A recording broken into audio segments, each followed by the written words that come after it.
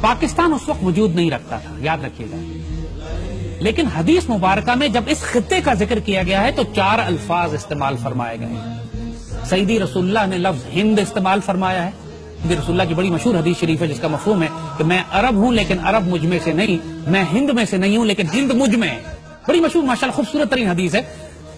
پھر ایک حدیث ہے جو آپ نے فرمایا کہ مجھے ہند کی طرف سے ٹھنڈی ہوا آتی ہے، جس پر اقبال کا مشہور شعر ہے جیسے پیر عرب کو آئی ٹھنڈی ہوا جہاں سے، میرا وطن وہی ہے، میرا وطن وہی ہے۔ تو ہند کی ایک اصطلاح ہے جو سیدی رسول اللہ استعمال فرماتے رہے، غزوہ ہند آپ نے استعمال فرمائی ہے۔ دوسری اصطلاح جو آپ نے اس خطے کے لیے استعمال فرمائی ہے وہ سندھ ہے۔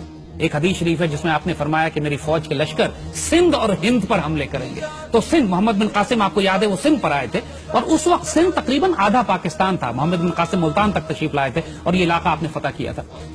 پھر جو لفظ آپ نے اس خطے کے لیے استعمال کیا ہے وہ مشرق ہے، جنرلی ایسٹ، مشرق کی جانب سے۔ وہاں مشرق سے آپ نے فرمایا کہ مسلمان لشکر بھی اٹھیں گے جن میں امام مہدی ہوں گے، اور آپ نے یہ بھی فرمایا کہ خوارج کا فتنہ بھی یہیں سے اٹھے گا، اور آج آپ دیکھتے ہیں کہ خوارج کا فتنہ اسی علاقے سے اٹھا ہوا ہے اور پاک فوج اس کو سرکوبی کر رہی ہے۔ پھر آپ نے لفظ استعمال فرمایا خراسان کا۔ خراسان میں بھی جو حدیث مبارکہ ہیں آپ نے اس میں جو لفظ استعمال فرمایا قبلہ خراسان یا قبل خراسان، جس کو جو مرضی اعراب لگا لیں آپ، اعراب پہ اگر آپ اختلاف کرتے ہیں، یعنی خراسان سے پہلے یا خراسان کی جانب، یہ دونوں لفظ استعمال ہوئے ہیں۔ اور ایک آدھ حدیث میں خراسان کا لفظ بھی استعمال ہوا ہے۔ جو پاکستان کا شمالی حصہ ہے، بلوچستان سے لے کر پورا ہمارا فرنٹیئر ٹرائبل ایریا سے لے کے پورا ناردرن پاکستان، یہ بھی خراسان ہے۔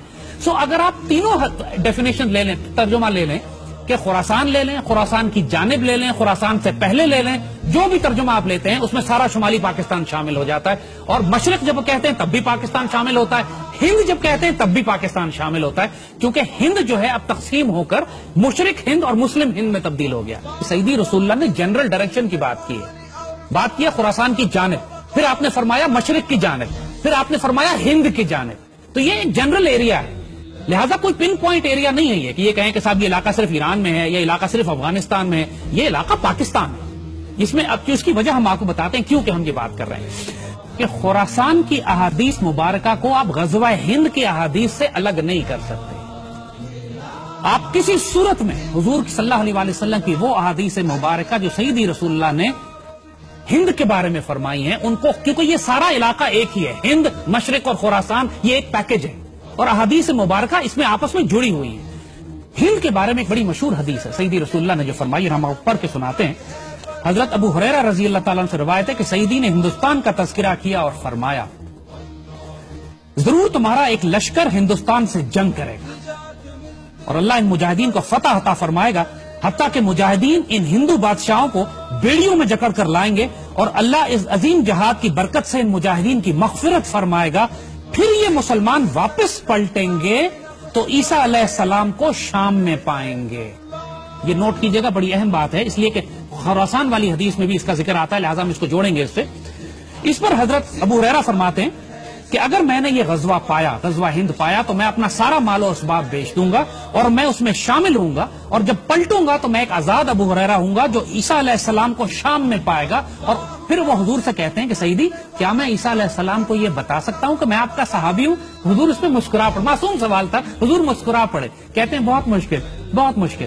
اب اس کو یاد رکھیے گا، دیکھیے ایک بات، سیدی رسول اللہ نے اس ایک حدیث میں پوری ملٹری سٹریٹجی کلیئر کر دی ہے کہ آئندہ آنے والے وقتوں میں کیا ہونے والا ہے۔ مسلمانوں کی ایک فوج ہندوستان سے جنگ کرے گی اور پوری دنیا اس بات سے واقف ہے، اس میں کسی کو ڈاؤٹ نہیں ہے کہ وہ فوج پاک فوج ہے۔ یہ پاکستان سیدی رسول اللہ نے اپنی نگرانی میں تیار کروایا تھا۔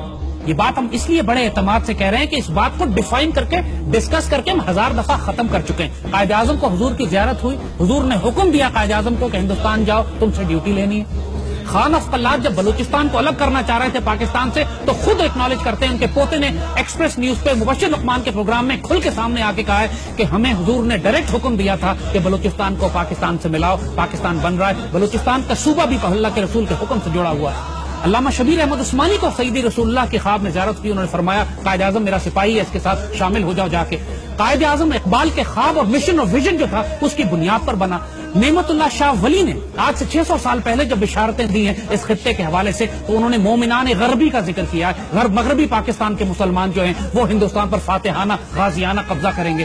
تو اس میں کسی کو ڈاؤٹ ہی نہیں ہے کہ یہ پاکستان جو سیدی رسول اللہ نے اپنی نگرانی میں تیار فرمایا ہے، جس کو غزوہ ہند کے لیے تیار کیا گیا ہے، یہی لشکر ہوگا، یہی پاکستان آرمی ہوگی جو سیریا جائے گی، شام جائے گی، اس وقت جب آخری زمانے میں اسرائیل کے ساتھ ایک فائنل بیٹل ہوگی۔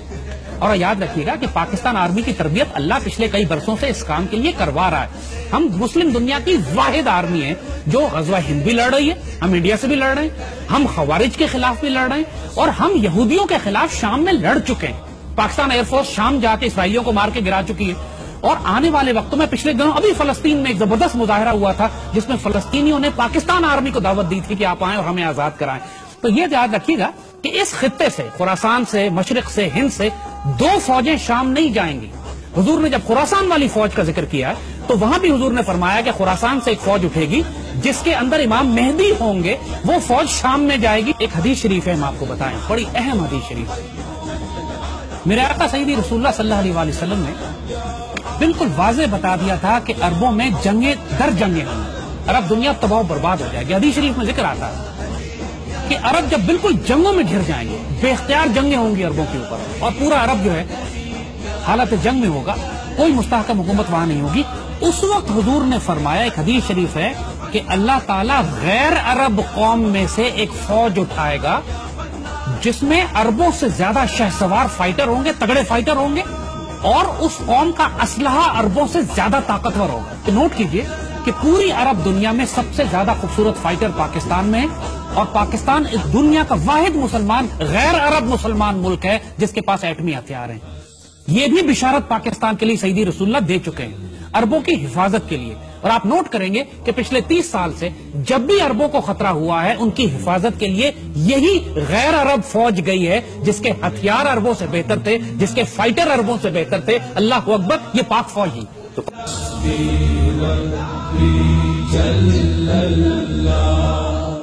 ما فی قلبی غیر اللہ، نور محمد صلی اللہ حق لا الہ